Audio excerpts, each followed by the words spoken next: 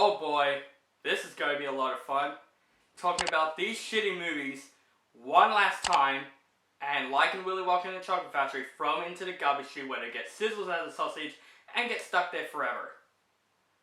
Yep, we're going to talk about those movies. Yep, this is my top 10 worst movies of 2019, you know how it works. Now, before I get to this list, this is going to be a lot of fun, talking about these bad movies one more time. So yeah, as I said before I get to this list, I would say I haven't seen every single bad movie that came out this year. You know, movies like Playmobil, the movie, Ugly Dolls, Countdown. Like, I'm better in this. Most of these movies that I'm just like, I want to go and see a movie. Then I walked out of these movies feeling disgusted, wanted to throw up, wanted to kill myself. Okay, maybe not that third one because they're just movies, but you know what I mean. These movies are terrible movies. So, let's get started talking about my top 10 worst movies of 2019.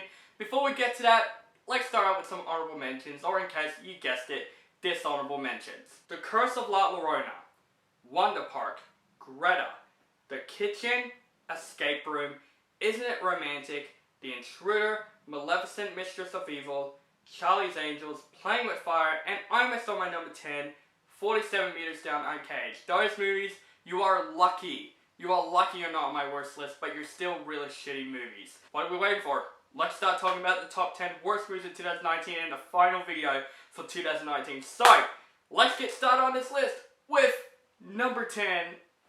Help me.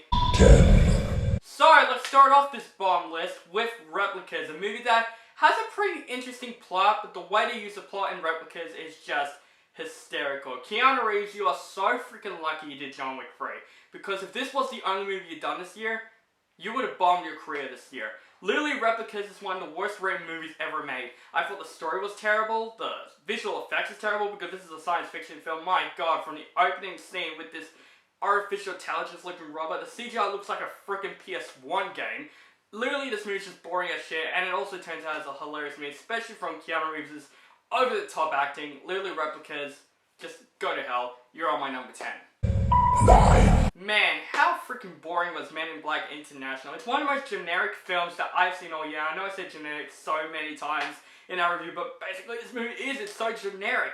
This is one of those generic saving the world type films that literally just Sony's like, oh, let's just rip off one of our products and put it as a reboot. Kind of like Ghostbusters did in 2016 and just made money.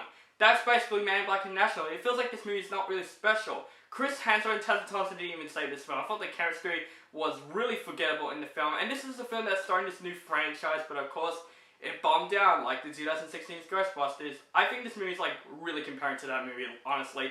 Literally Man in Black International, really annoying characters, forgettable action scenes, not funny. You're on my number 9.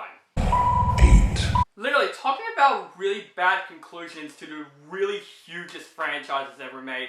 I'm talking about Dark Phoenix. Holy shit. I love the X-Men franchise. Honestly, most of the X-Men movies I loved. Dark Phoenix is the movie that's going to end all these X-Men movies, and now the X-Men is now joining Disney in the MCU. And we got this for the final movie in this universe. That's literally, we've already been through this Dark Phoenix saga since The Last Stand, and it makes The Last Stand more better in this movie. Literally, this movie is just a mess and disappointment. And you can tell that this movie has so many production issues because the editing, the story-wise, is messy. It's all over the place.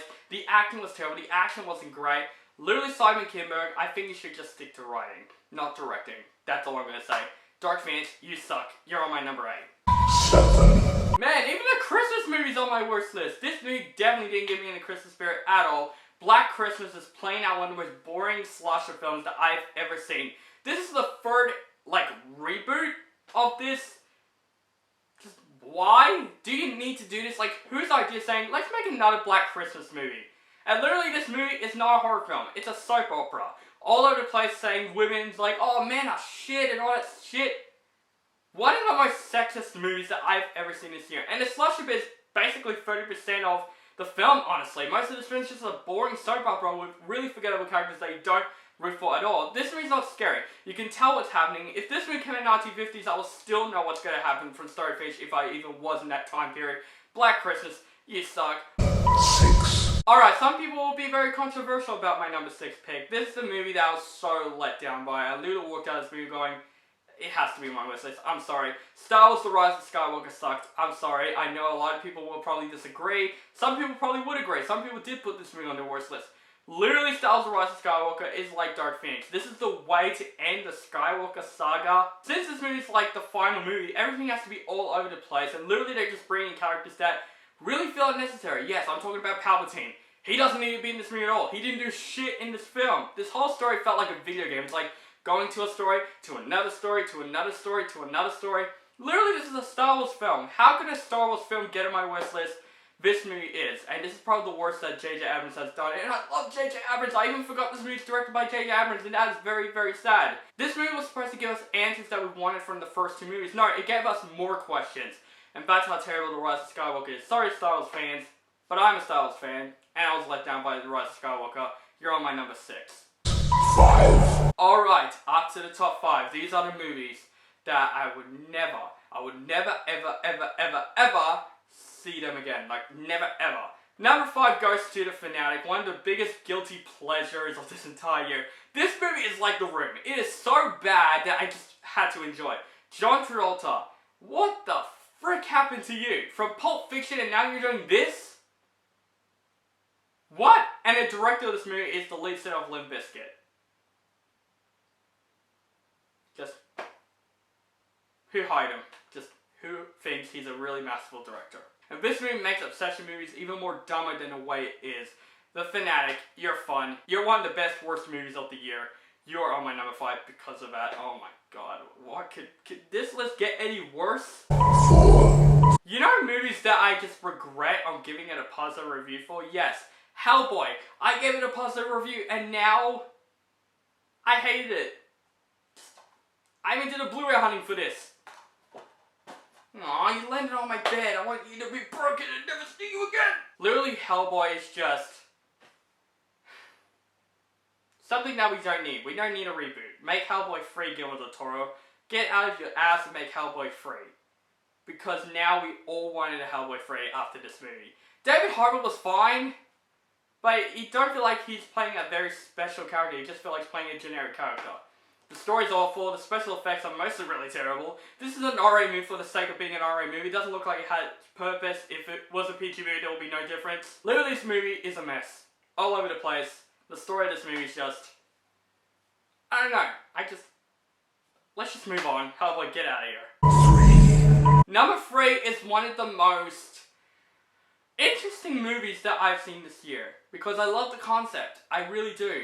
And it turned out as the most boring movie of this entire year. I'm talking about Gemini Man. Will Smith. I love Will Smith. He's one of my favorite actors. And he's good in this film, but it didn't save the plot. Literally, Ang Lee was just doing this 120 frames per second to distract us of how terrible the script is. That's what I felt like during this whole entire film. The story of this movie, the script. Oh my god, the script was terrible. The action scenes they made me feel dizzy. Because of the shots and the action scenes, they're just all trying to make it one shot and make it look realistic, like 125 frames per second. I know what they're doing, but it wasn't worth the experience for me because of how unnecessary they did that for this film. This could be any film and it would still be boring even though they tried to do this frame rate thing. Gemini Man, it is terrible. One of those cloning movies that could have been so much better than it is, and it definitely isn't. You're on my number 3. Oh my god, I thought the 50 Shades, shit is over. No, we got After Now, which is basically 50 Shades for teenagers. Oh my god. This is almost my number 1. I wish this movie was on my number 1 until that movie came out on my number 1. After is one of the worst acting films of the year. One of the worst chemistries I've seen in the film. Literally, the guy's a dick. I don't know why this girl fell in love with him. Just stupid romantic shit. The sex scenes aren't even sexy. But the cinematography was great. Same positives and negatives as the 50 Shades movies. This is based on Harry Styles fanfiction. How could this be a film? Sometimes there's films out there that I just want to go back in time and just think of another idea for them to make. Ruin this idea right here. But this movie's not as worse as my number 1 pick. And let's get into it. Alright, my number 1 pick of the worst movie of 2019. This is a movie that I walked out of film so disgusted. Now, this is the recent review I did. And yes, I was calm in that review.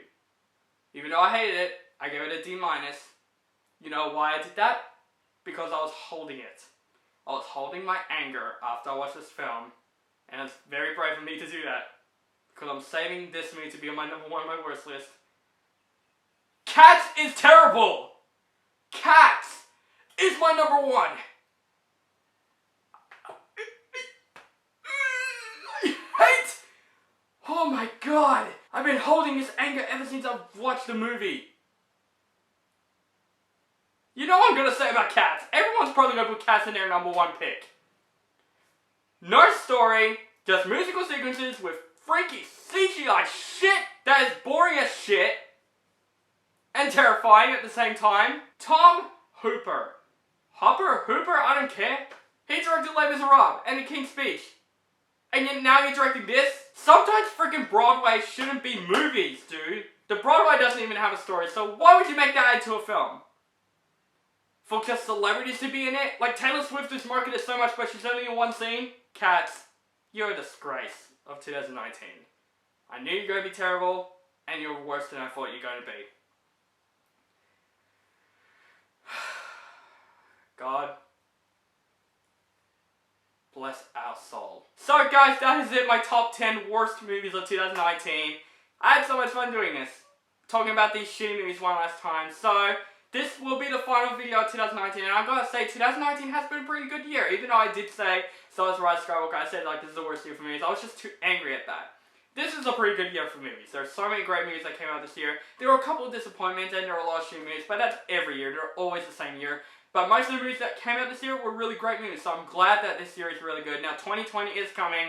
Gotta take a break for New Year's and then do my top 10 most anticipated movies of 2020. The 2010 decade is over, so I got 2 questions for you. Number 1, what is your top 10 worst movies of the year? Or your top 20?